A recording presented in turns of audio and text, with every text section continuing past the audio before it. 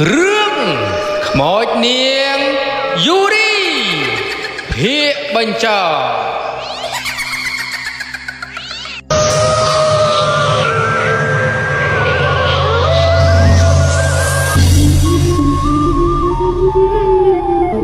ពេលនោះពួកខនក៏បានត្រឡប់មកភូមិកុម្មុយនីសដែលជាភូមិនាងយូរី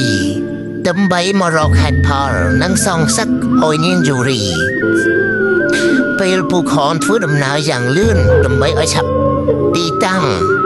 ព្រៃតៃហោងដែលជាទឹកដីនាងយូរីពេលមកដល់ទឹកដីខ្មោចនាងយូរីពួកខនក៏មានអារម្មណ៍ថាត្រជាក់ក្តៅ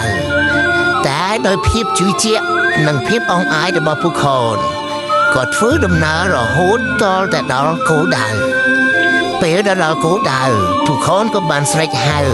ដោយមុនគិតថាខ្មោចនាងយូរីនឹងបាក់ពួកឲ្យចេញមកដើម្បីសាកសួរព័ត៌មាននិងសងសឹកអូយពួកខ្មោចទាំងឡាយពួកឯងឆាប់ចេញមក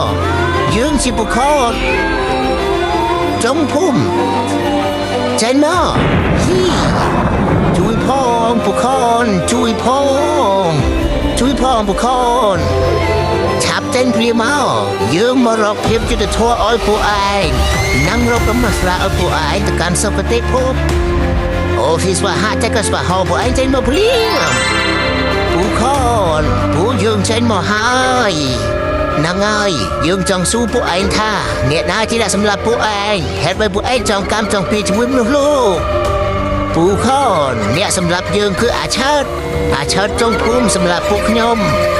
ហេតុអ្វីបើអាឆើតសម្លាប់នាងពីព្រោះខ្ញុំជាស្រីស្អាតប្រចាំភូមិហើយអាឆើតវាស្រឡាញ់ខ្ញុំ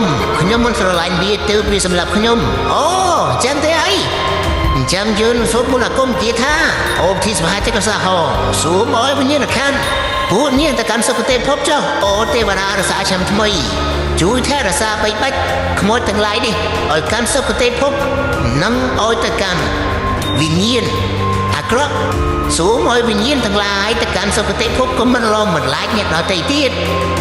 ពួកឯងមិនអីទេទៅកាន់សុគតិភពចុះព្រោះអាឆើតបានស្លាប់យូរហើយចំនួនអាឆើតតែពី79ឥឡូវ2026ពួកវាងាប់អស់ហើយ